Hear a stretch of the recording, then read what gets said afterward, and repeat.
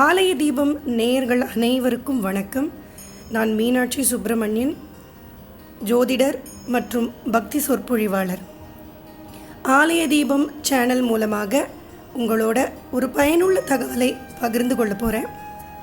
நம்ம பல பேருக்கு அவங்களுடைய ஜாதகம் எழுதப்படாமல் இருந்திருக்கலாம், அவர்கள் பிறந்த நேரம் அவர்களுக்கு தெரியாமல் இருந்திருக்கலாம். ஆனால் அவர்கள் பிறந்த நட்சத்திரம் அப்படிங்கிறது தெரிந்திருந்தாலே போதும், அவர்களுடைய வாழ்க்கையில் இருக்கக்கூடிய கஷ்டங்களுக்கு ஒரு எளிய வழிபாடு, இல்லத்திலிருந்தே செய்யக்கூடிய வழிபாடு, சிறந்த பலனை தரக்கூடிய வழிபாடு, இதை பற்றி தான் இந்த பதிவில் நாம் தெரிந்து கொள்ள போகிறோம். இது உங்களுடைய நட்சத்திரத்தின் தெய்வங்களை கொண்டும் அந்த நட்சத்திரம் இருக்கக்கூடிய ராசியின் அதிபதியை கொண்டும் இந்த வழிபாடுகள் உங்களுக்கு நான் சொல்ல போகிறேன். இது நிச்சயம் பயனுள்ள ஒரு பதிவாக இருக்கும். ஆலய தீபம் சேனலை மறக்காமல் சப்ஸ்கிரைப் பண்ணிக்கோங்க. உங்கள் நண்பர்கள் உறவினர்களிடத்தில் இந்த வீடியோவை ஷேர் பண்ணுங்கள். கட்டாயம் யாரோ ஒருவருக்கு இது பயனுள்ளதாக அமையும். பொதுவான 5 விஷயங்களுக்கு நான் ஆன்மீக ரீதியான வழிபாடுகளை சொல்ல போகிறேன். தன வரவுக்கு, கல்வியில் நல்ல தேர்ச்சி பெறுவதற்கு, நோய் தீர்ந்து தேகபலம் பெறுவதற்கு, வேலை வியாபாரத்தில் சிறந்து விளங்குவதற்கு, காரியத்தில் வெற்றியை பெறுவதற்கு, இந்த 5 விஷயங்களுக்கும் எந்தெந்த நட்சத்திரக்காரர்கள் எந்தெந்த தெய்வத்தை எப்படி வணங்க வேண்டும் என்கின்ற விவரங்களை இந்த வீடியோவில் பார்க்க போகிறீங்க. இப்போது உங்களுடைய பிறந்த நட்சத்திரத்திற்கு யாரை வழிபடலான்னு தெரிந்து கொள்ளலாம் வாங்க. அவிட்டம் நட்சத்திரத்தில் பிறந்தவர்கள் வணங்க வேண்டிய தெய்வத்தை குறித்த பொதுவான விவரத்தை நம்ம பார்க்க போகிறோம். இந்த அவிட்டம் நட்சத்திரத்திற்கு அதிதேவதை இந்திராணி, தெய்வம் அஷ்டவசுக்கள், யோகினி, சாமுண்டி, பைரவர், பீஷ்ண பைரவர். இப்போ இந்த இந்திராணி என்கின்றவள் சப்த கன்னிகைகளுள் ஒருவராக இருக்கா.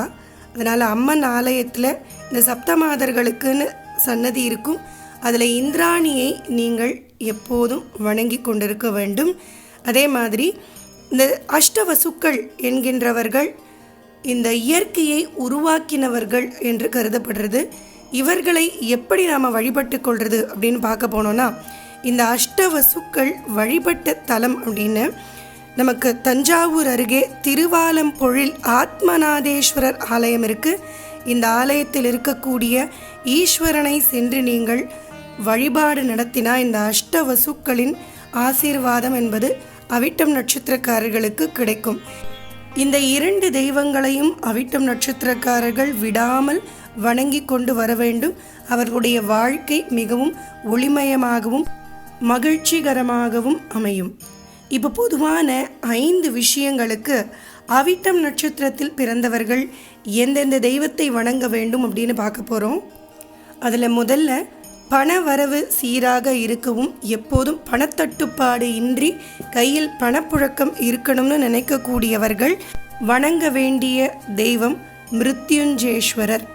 இந்த மிருத்யுஞ்சேஸ்வரர் பொதுவாக அனைத்து நட்சத்திரக்காரர்களுக்கும் ஆயுள் பலத்தை தரக்கூடிய ஈஸ்வரராக இருக்கார். ஆனால் அவிட்டம் நட்சத்திரத்தை பொறுத்தவரையிலும் அதில் பிறந்தவர்களுக்கு சம்பத்தை வழங்கக்கூடிய தெய்வமாக இந்த மிருத்யுஞ்சேஸ்வரர் இருக்கார்.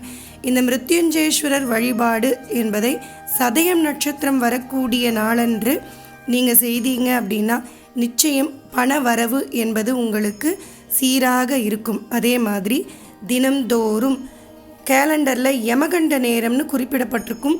அந்த யமகண்ட நேரத்தில் விநாயகரை நினைத்து இல்லத்தில் விளக்கேற்றி வைத்து நீங்கள் வழிபாடு நடத்த உங்களுடைய வறுமை என்பது விலகி உங்களுடைய பொருளாதாரம் உயர்வடைவதை நீங்கள் நிச்சயம் பார்க்க முடியும்.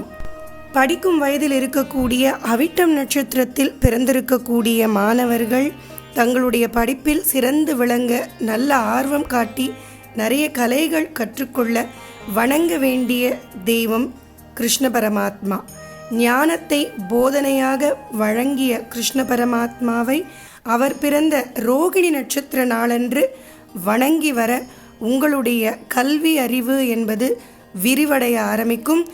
தினந்தோறும் மாணவர்கள் கிருஷ்ணாஷ்டகம் சொல்லி வழிபாடு நடத்தலாம். கிருஷ்ணருக்கு இல்லத்தில் இருந்தபடி வழிபாடு நடத்த ரோகிணி நட்சத்திர நாளன்று நீங்கள் கிருஷ்ணரின் ஸ்தோத்திரங்கள் சொல்லி அவருடைய படத்திற்கு அர்ச்சனை செய்து பூமாலைகள் சார்த்தி நாவல் பழமோ அல்லது பாலினால் செய்யப்பட்ட ஒரு உணவை அவருக்கு நெய்வேத்தியம் செய்து நீங்களும் உண்டு பிறருக்கும் நீங்கள் விநியோகம் செய்யலாம்.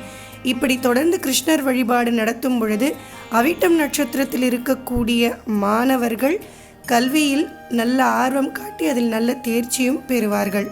அடுத்து தேக பலம் அதிகரிக்கவும் நோய் நொடியின்றி வாழவும் அவிட்டம் நட்சத்திரத்தில் பிறந்தவர்கள் கட்டாயம் வணங்க வேண்டியது சிவ ஆலயத்தில் சிவபெருமானின் கோஷ்டத்தில் இருக்கக்கூடிய தட்சிணாமூர்த்தியே. இந்த தட்சிணாமூர்த்தி என்பவர் மோன நிலையில் இருக்கக்கூடிய சிவபெருமான், ஞானத்தின் ரூபமாக இருக்கக்கூடிய சிவபெருமான். ஆனால் அவிட்டம் நட்சத்திரக்காரர்களுக்கு தேகபலத்தை தருவதற்கு அனுக்கிரகம் செய்யக்கூடியவர் இவர்தான். இவரை வியாழக்கிழமை தோறும் சென்று வழிபாடு நடத்தலாம். இன்னும் குறிப்பாக மாதந்தோறும் வரக்கூடிய பூசம் நட்சத்திர நாளன்று சென்று இவரை வழிபட உங்களுக்கு தேகபலம் அதிகரிக்கும், நோய் நொடி குறைய ஆரம்பிக்கும். இவருக்கான ஸ்தோத்திரங்கள், இவருக்கான மந்திரங்கள் தெரிஞ்சதுன்னா தினந்தோறும் அதை நீங்கள் உங்கள் பூஜை அறையில் சொல்லிக்கொண்டே வரும் பொழுதும் உங்களுடைய ஆரோக்கியம் பலம் பெறுவதை நீங்கள் உணர முடியும். அடுத்து அவிட்டம் நட்சத்திரத்தில் பிறந்தவர்கள் வருமானத்தை ஈட்டுவதற்கு ஏதாவது ஒரு தொழிலோ அல்லது வேலையோ செய்து கொண்டிருப்பீங்க. அந்த வேலை நிரந்தரமாக நமக்கு வருமானத்தை தரவும் அதில் எந்த ஒரு சங்கடமும் இல்லாமல் சூழல்கள் சாதகமாக இருக்கவும் அடுத்தடுத்து அந்த வேலையில் அடுத்த கட்டத்திற்கு செல்லவும் நீங்கள் வணங்க வேண்டிய தெய்வம், உங்களுக்கு அருள் புரிய இருக்கின்ற தெய்வம் ஆஞ்சநேயர். இந்த ஆஞ்சநேயரை நீங்கள் எப்போதும் சனிக்கிழமை தோறும் சென்று வழிபாடு நடத்தலாம். அவருக்கு வெண்ணெய் காப்பு சாற்றலாம், வெற்றிலை மாலை சாற்றலாம். குறிப்பாக அவருக்கு உகந்த மூலம் நட்சத்திர நாளென்று அவரை சென்று வழிபாடு நடத்தும் பொழுது நிச்சயம் உங்களுடைய தொழிலாகட்டும் வேலையாகட்டும் அதில் உங்களுக்கு சாதகமான சூழல் நிலவும். தினந்தோறும் ஹனுமன் சாலிசா பாராயணம் செய்து கொண்டே இருக்க நீங்கள் செய்கின்ற வேலை எப்போதும் உங்களுக்கு திருப்திகரமாகவும் நிம்மதியையும் தரக்கூடியதாக அமையும். ஆஞ்சநேயருக்கு கொய்யா பழத்தை நெய்வேத்தியம் செய்து நீங்களும் உண்டு பிறருக்கும் விநியோகம் செய்யலாம். இறுதியாக எடுத்த காரியம் எந்த ஒரு தடங்களும் இன்றி வெற்றிகரமாக நாம் நினைத்தபடி நிறைவேற அந்த காரியத்திற்கு முன்பு அவிட்டம் நட்சத்திரத்தில் பிறந்தவர்கள் வணங்க வேண்டியது நவக்கிரகங்களில் ஒன்றான சுக்கிர பகவானை. இந்த சுக்கிரனை சென்று நீங்கள் வழிபட்டு விட்டு உங்களுடைய காரியங்களை செய்து பாருங்கள். நிச்சயம் உங்களுக்கு வெற்றியை அது ஈட்டுத்தரும். இவரை வணங்குவதற்குன்னு குறிப்பாக ஏதாவது நாட்கள் இருக்குது அப்படின்னா அது மகம் நட்சத்திரம். மாதம் மகம் நட்சத்திரம் வரக்கூடிய நாளன்று சுக்கிர பகவானை வழிபட வாழ்க்கையில் வெற்றி நிச்சயம். இல்லத்தில் தினந்தோறும் மகாலட்சுமிக்கு நெய் விளக்கில் தீபம் ஏற்றி வைத்து வழிபாடு நடத்தினாலும் எடுத்த காரியத்தில் நிச்சயம் உங்களால் வெற்றி பெற முடியும்.